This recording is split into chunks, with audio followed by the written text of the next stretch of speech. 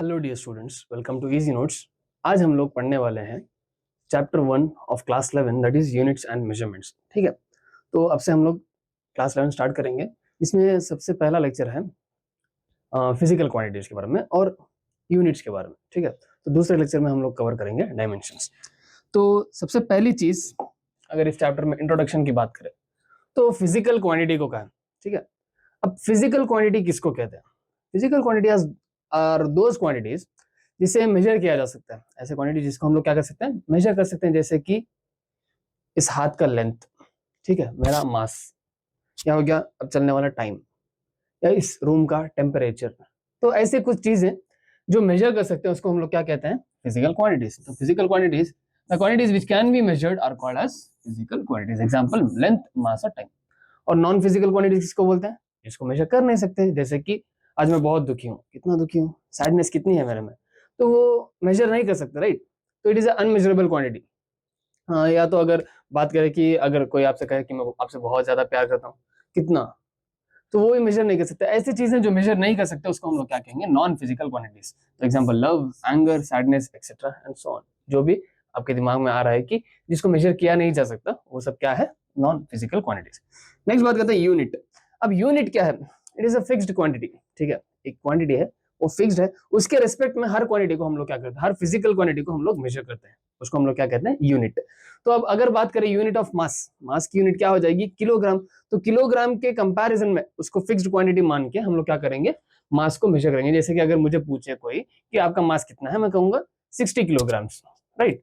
आपका टाइम, अभी टाइम क्या हुआ, मैं कहूंगा अच्छा कितना टाइम लगेगा इधर से उधर जाने के लिए, 5 मिनट 5 सेकेंड। जो मिनट सेकेंड है वो क्या है, यूनिट है। Unit is a fixed quantity, उसके रेस्पेक्ट में हम लोग क्या करते हैं, फिजिकल क्वांटिटीज को हम लोग मेजर करते हैं। It is a fixed quantity in reference to which all the other physical quantities are measured, उसको हम लोग क्या कहते हैं, यूनिट। ठीक है, तो हमारे पास 3 सिस्टम ऑफ यूनिट्स है। अच्छा, उससे पहले ये देख लेते हैं कि फंडामेंटल यूनिट्स किसको कहते हैं। अब फंडामेंटल यानी बेसिक भी कह सकते हैं हमको, फंडामेंटल या बेस।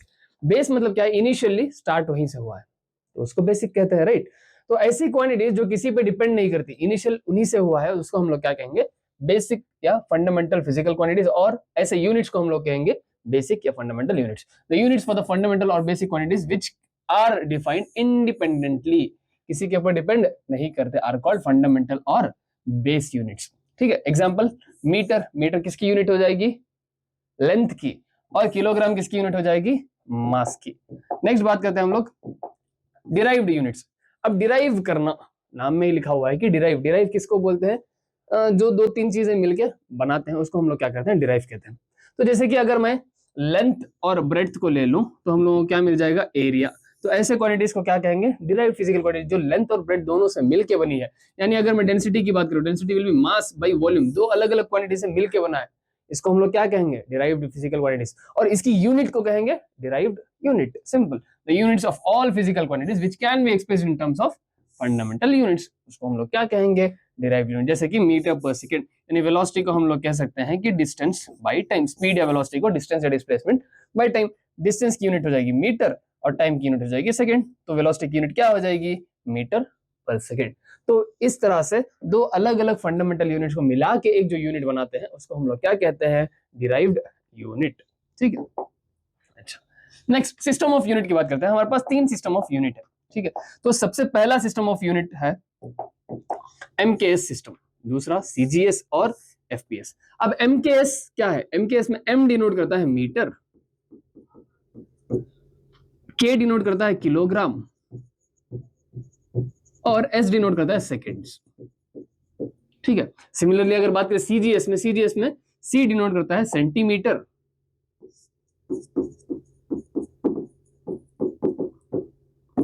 और जी डिनोट करता है हमारा क्या, ग्राम, और S as it is seconds. ठीक है, अब बात करते हैं एफपीएस की। एफपीएस की अगर बात करते हैं, एफ है हमारा फुट, पी है pounds and S is seconds. ये ऐसा हुआ कि अलग अलग 3 सिस्टम ऑफ यूनिट्स है हमारे पास। ठीक है, कौन से, एमकेएस, सीजीएस एंड एफपीएस। तो ये ऐसा हुआ कि आपके 3 अलग अलग नाम है, तो अलग अलग बंदे आपको अलग अलग नामों से जानते हैं। जैसे कि आपके दोस्त आपको अलग नाम से बुलाते होंगे, आपके घर वाले एक नाम से बुलाते होंगे, आपका एक्चुअल नाम कुछ और होगा। ठीक है, 3-4 नाम अलग से आपके होंगे, तो एक एक जगह एक एक नाम बुलाते होंगे। तो इस वजह से क्या हुआ कि अलग अलग सिस्टम ऑफ यूनिट्स होने की वजह से कन्फ्लिक्ट होना शुरू हो गई कि अब मैं जाके मान लीजिए कि आपका नाम राजेश है, ठीक है, तो घर में आपको राजू बुलाते होंगे। अगर घर वाले जाके स्कूल में पूछ दे कि राजू को बुलाओ, अब वो कहेंगे कौन सा राजू, राजू तो कोई है ही नहीं क्लास में तो राजेश था, राइट, राजू क्लास में है नहीं। तो ऐसे कॉन्फ्लिक्ट होना शुरू हो गया कि अगर कोई मीटर में मेजर कर देता, लेंथ अगर 10 मीटर हो गया तो सेंटीमीटर में अलग होती है उसकी वैल्यू, क्योंकि सेंटीमीटर एक अलग यूनिट है, मीटर एक अलग यूनिट है, ठीक है।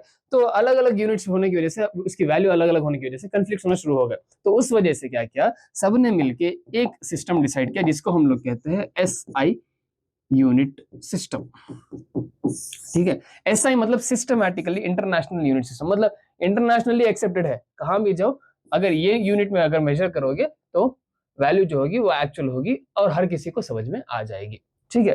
तो ऐसा यूनिट ऑफ सिस्टम, ऐसा यूनिट ऑफ सिस्टम जो है सिमिलर टू एमकेएस सिस्टम ही है, यानी लेंथ उसमें मीटर में ही मेजर करते हैं और मास किलोग्राम में ही और टाइम सेकंड्स में ही मेजर करते हैं, ठीक है। तो ऐसा unit of system similar to MKS system ही है, याद रखने के लिए याद रख सकते हैं आप, ठीक है, इजी, ओके। आगे बढ़ते हैं, नेक्स्ट फंडामेंटल यूनिट्स की अगर बात करें। अब फंडामेंटल यूनिट्स क्या थे, जो इंडिपेंडेंटली डिराइव हो रहे थे उसको हम लोग क्या कहते हैं, फंडामेंटल यूनिट्स। अब वो क्या क्या है, फंडामेंटल क्वांटिटीज हमारे पास 7 है, याद रखिए कितने हैं, 7 है। कौन कौन से, length, mass, time, electric current, temperature, luminous intensity और अमाउंट ऑफ सब्सटेंस, ठीक है। तो अब अगर बात करें लेंथ की यूनिट की, वो हो जाएगी मीटर, हमें पता है उसका सिंबल क्या हो जाएगा, एम। मास की यूनिट किलोग्राम, टाइम की यूनिट सेकेंड्स, इलेक्ट्रिक करंट की यूनिट कैसे मेजर करते हैं हम लोग, करंट को एम्पियर में, और टेम्परेचर की यूनिट क्या है, केल्विन। अच्छा, टेम्परेचर हम लोग डिग्री सेल्सियस में भी मेजर करते हैं, राइट, बट वो डिग्री सेल्सियस में जो मेजर करते हैं वो एक अलग प्रैक्टिकल यूनिट है, बट ये जो यूनिट की हम लोग बात कर रहे हैं इट इज एसआई यूनिट, ठीक है। किसकी बात कर रहे हैं हम लोग, एसआई यूनिट की बात कर रहे हैं, ठीक है।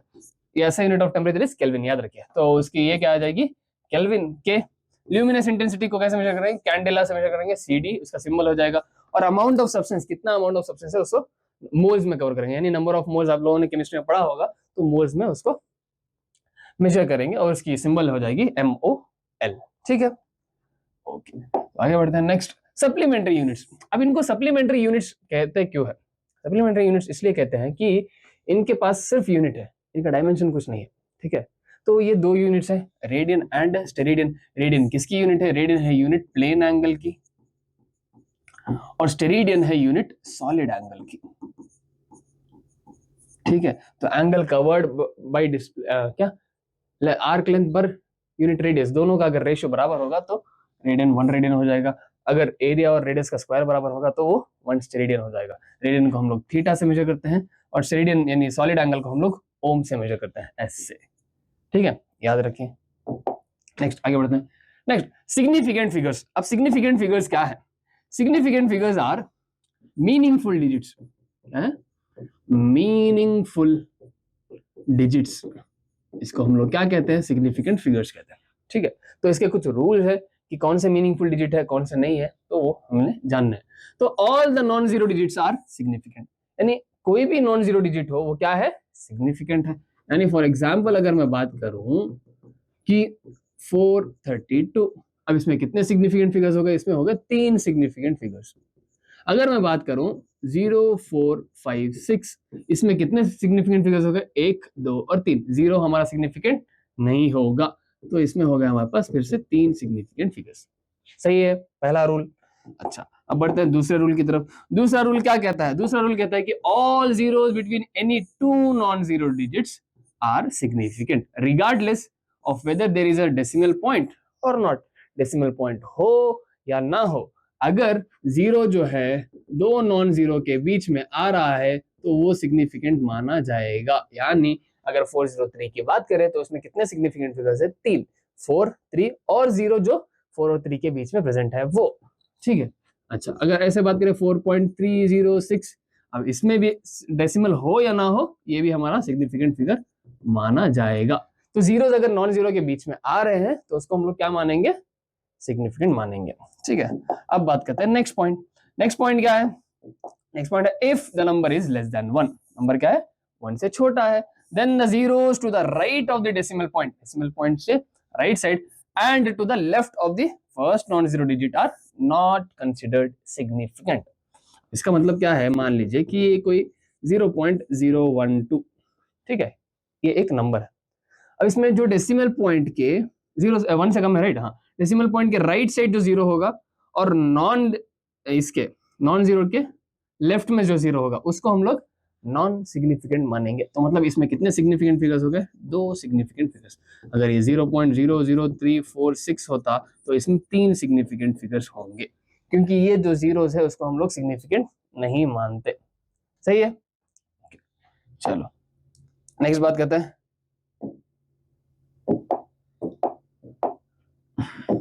zeros at the end of a number without a decimal point are not significant। मतलब कि अगर मेरे पास ऐसा है 4560, तो एंड ऑफ द नंबर ये कुछ ऐसा ही हो गया, राइट, 0456 या 4560, मतलब एंड में 0 हो तो वो सिग्निफिकेंट नहीं माना जाएगा, क्योंकि वो 0 पहली बात तो इसके बीच में नहीं है, दो नॉन जीरो के बीच में नहीं है अभी तक। अब आगे एक पॉइंट पढ़ेंगे कि उधर डेसिमल भी नहीं है, तो इसमें कितने सिग्निफिकेंट फिगर्स हो जाएंगे हमारे पास, 3 ही होंगे, क्योंकि ये सिमिलर टू फर्स्ट पॉइंट हो जाएगा। नेक्स्ट अगर बात करें zeros at the end of the number with a decimal point are considered as significant. मतलब अगर इसमें मैं 45.60 अगर डाल दूं तो ये क्या हो जाएगा, इसमें 4 सिग्निफिकेंट फिगर्स होंगे। मतलब डेसिमल पॉइंट के बाद अगर 0 आ रहा है तो वो 0 क्या माना जाएगा, सिग्निफिकेंट माना जाएगा। जैसे कि अगर ऐसे लिखूं 4.300 तो इसमें भी 4 सिग्निफिकेंट फिगर्स होंगे। अगर ऐसे लिखूं 2.000 इसमें भी 4 सिग्निफिकेंट फिगर्स होंगे। सही है, तो मतलब 0 अगर डेसिमल के बाद आ रहा है तो उसको हम लोग सिग्निफिकेंट मानेंगे। अच्छा, अगर डेसिमल के बाद तब भी अगर हमारा 1 से कम नंबर है तब भी लेफ्ट टू नॉन जीरो वाले को नॉन सिग्निफिकेंट ही मानेंगे। तो 5 अलग अलग रूल्स है, उसको एक बार और अच्छे से देखिए, सही समझ में आ जाएगा। ठीक है, next rules for arithmetic operation with a significant figure. ठीक है, क्या क्या रूल्स हैं, तो सबसे पहला देखते हैं हम लोग। In addition or subtraction, the final result should retain the same number of decimal places as that of the number with least decimal places। मान लीजिए कि मेरे पास एक नंबर है 1.346, ठीक है, अब इसको मल्टीप्लाई कर रहा हूं मैं, सॉरी ऐड कर रहा हूं 2.32, ठीक है। अब इसका आंसर क्या आएगा, 666.3 यानी 3.666, ठीक है। अब इसको लिखना कैसे है, लिखना ऐसे है कि जिसमें अब दोनों में से सबसे लीस्ट डेसिमल प्लेसेस किसमें है, इसमें है 2, तो इसमें भी 2 ही होने चाहिए। तो इसका एक्चुअल आंसर जो आएगा वो क्या आएगा, 3.66 आएगा, ये हमारा सही आंसर होगा।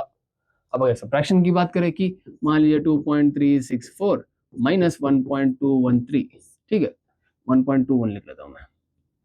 अब क्या हो जाएगा, ये सब्ट्रैक्ट करेंगे 4 5 1.1 यानी 1.154। तो अब जब इसको भी लिखेंगे तो इसको लिखेंगे 1.15, ये हमारा क्या होगा, एक्चुअल आंसर होगा, क्योंकि डेसिमल प्लेसेस जितने हैं एडिशन या सब्ट्रैक्शन में लीस्ट में कितने हैं, मतलब सबसे कम कितने हैं कौन से इसमें, उसके हिसाब से हम लोगों का फाइनल आंसर भी आना चाहिए। ठीक है, अब बात करते हैं सेकेंड वाले की। इन मल्टीप्लीकेशन और division the final result should retain the same number of significant figures. मतलब जितने से अब इधर क्या था, same number of decimal places, इधर है same number of significant figures as that of the number with least significant figures. मतलब जिस भी क्वांटिटी में सबसे कम सिग्निफिकेंट फिगर्स होंगे उसके बराबर सिग्निफिकेंट फिगर्स होने चाहिए फाइनल आंसर में। जैसे कि अगर मैं मल्टीप्लाई करूं 25 इंटू 1.324, ठीक है, तो ये कितना आ जाएगा, मल्टीप्लाई कर लेते हैं, राइट, ये आएगा, चेक कर लेते चलो, 33 पॉइंट समथिंग आएगा वो, 25 इंटू 1.324, हाँ 33.1, कितना आ गया, 33.1।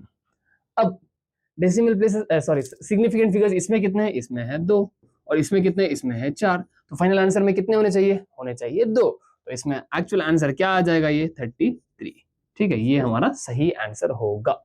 सिमिलरली डिवीजन में भी होता है। ठीक है, चलो आगे बढ़ते हैं। Next rules for rounding off the digits.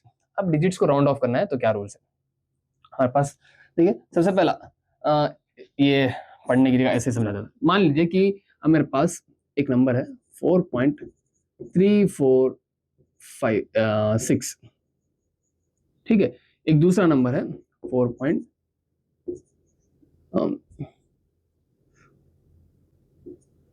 683। अब मुझे लास्ट का जो नंबर है उसको क्या करना है, ड्रॉप करना है। तो अगर लास्ट का नंबर जो है वो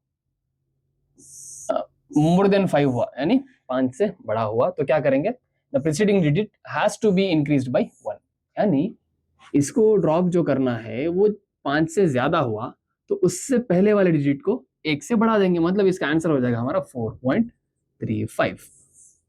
ठीक है। अच्छा, अब it is left unchanged if it is less than 5। अगर जो ड्रॉप करना है वो लेस देन 5 है तो ये जो आंसर होगा वो लेफ्ट अनचेंज्ड, मतलब जैसा था वैसा लिख देंगे, ना बढ़ाएंगे ना घटाएंगे।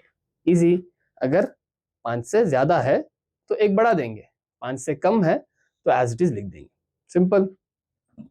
Next, in case if the digit to be dropped is exactly 5, अब क्या होगा कि जो ड्रॉप करना है वो 5 के बराबर है। तो मान लीजिए कि कोई एक एग्जांपल ले लेता हूं मैं, 7.345 या तो 7.375, दो अलग अलग एग्जांपल्स हैं। ठीक है। अब अगर इसमें से मुझे लास्ट नंबर ड्रॉप करना है जो कि 5 के बराबर है, यहां भी 5 के बराबर है। अब दोनों में डिफरेंस क्या है कि जो प्रीसीडिंग डिजिट है इसमें इवन है और इसमें ऑड है, राइट। प्रीसीडिंग डिजिट मतलब एक डिजिट पहले वाला, तो क्या है, एक में ऑड है एक में इवन है। अगर इवन हुआ तो उसको एज इट इज लिख देंगे 7.34, अगर ऑड हुआ तो उसको 1 से बढ़ा देंगे, 7.38 हो जाएगा। कितना हो जाएगा, 7.38। अगर इवन हुआ तो एज इट इज छोड़ देंगे, अगर ऑड हुआ तो एक नंबर से बढ़ा देंगे। तो चारों रूल ऑलमोस्ट सेम है। इसमें अगर 5 से ज्यादा हुआ तो प्रीसीडिंग नंबर को 1 से बढ़ा देंगे, 5 से कम हुआ तो एज इट इज। इसमें अगर 5 ही है तो उससे पहले वाले नंबर को देखेंगे, अगर इवन हुआ तो एज इट इज, ऑड हुआ तो 1 से बढ़ा देंगे। देखिए, in case the digit to be dropped is exactly 5, then it is dropped if the preceding digit is even. ठीक है, एज इट इज ड्रॉप कर देंगे अगर इवन हुआ तो। else in case of preceding digit is odd then it is increased by 1। अगर preceding digit जो है वो odd है तो उसको 1 से increase कर देंगे। इजी। चलो अब बढ़ते हैं क्वेश्चंस की तरफ। तो सबसे पहला क्वेश्चन क्या है, each side of a cube is measured to be 7.203 metre. तो साइड ऑफ क्यूब कितने, 7.203 मीटर। ठीक है।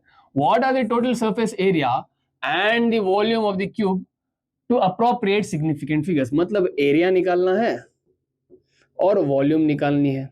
ठीक है। तो सबसे पहले देखिए कि इसमें कितने सिग्निफिकेंट फिगर्स हैं। इसमें है हमारे पास 4 सिग्निफिकेंट फिगर्स। तो हमारे पास आंसर एरिया और वॉल्यूम दोनों में कितने सिग्निफिकेंट फिगर्स आने चाहिए, सिर्फ 4। तो सबसे पहले निकाल लेते हैं एरिया क्या होगा।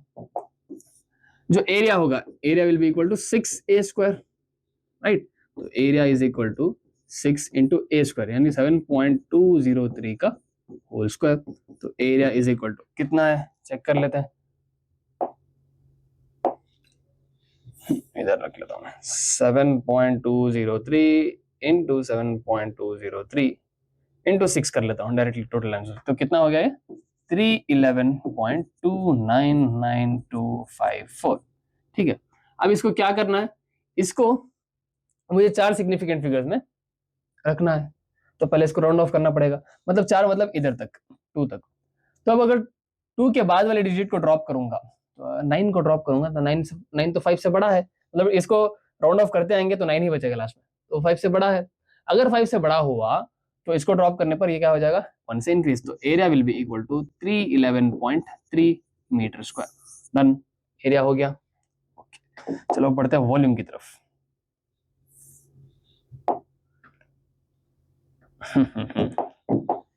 अब बात करते हैं वॉल्यूम की।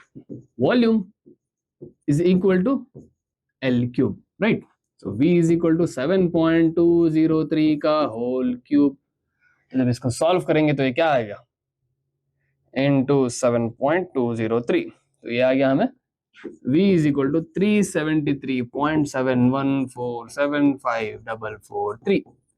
अब इसको भी क्या करना है, 4 सिग्निफिकेंट फिगर्स में ड्रॉप करना है। तो जब इसको ड्रॉप करते आएंगे तो यहाँ 2 आएगा शायद।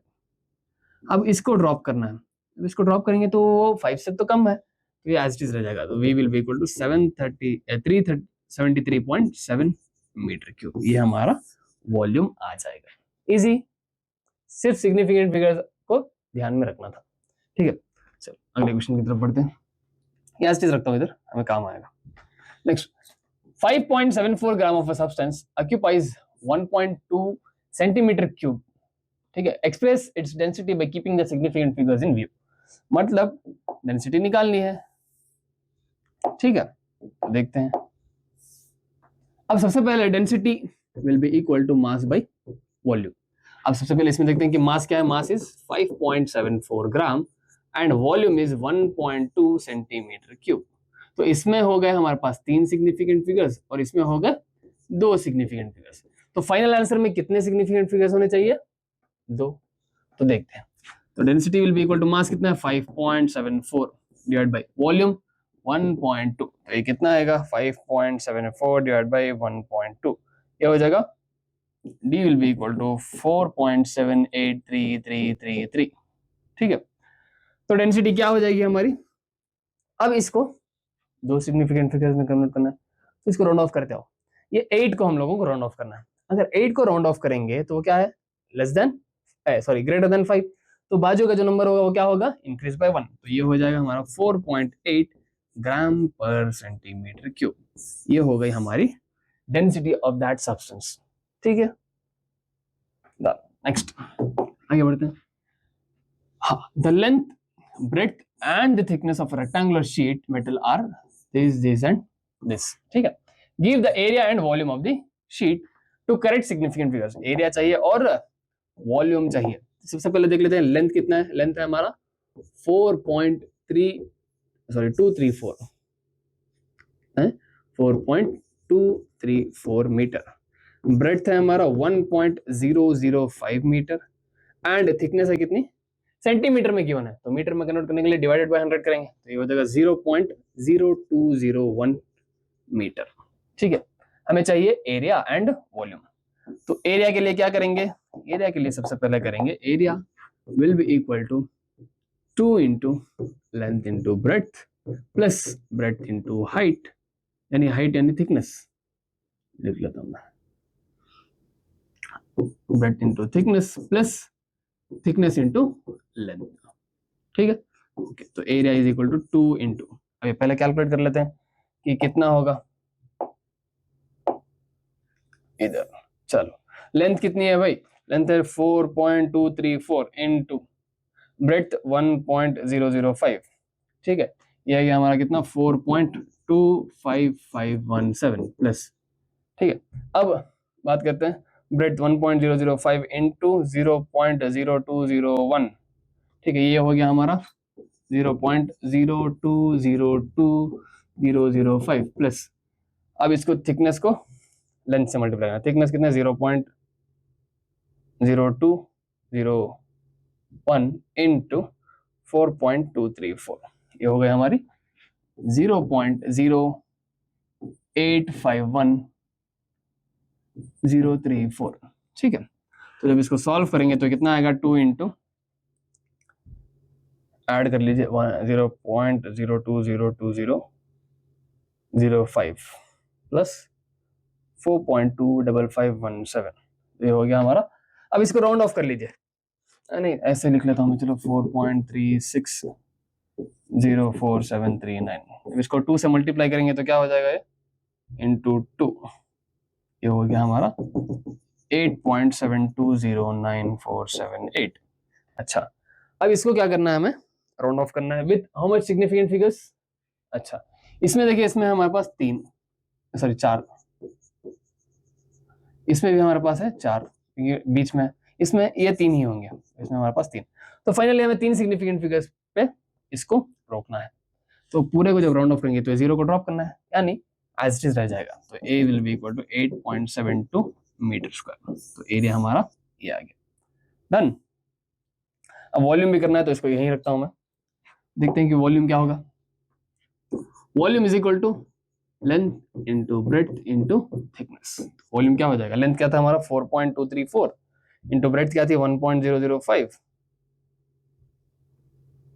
इंटू ये क्या था 0.0201। तो ये हो गया हमारा 0.0855281289117।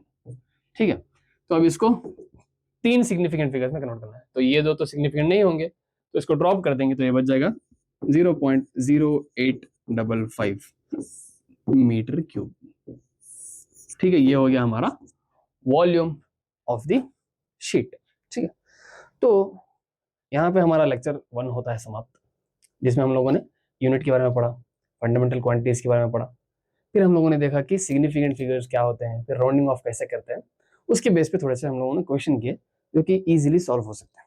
ठीक है, तो लेक्चर को कंप्लीटली देखिए, और अगर नोट्स चाहिए तो डाउनलोड कीजिए इजी नोट्स ऐप। मिलते हैं नेक्स्ट लेक्चर में जिसमें हम लोग डायमेंशन करेंगे। तब तक के लिए बाय बाय।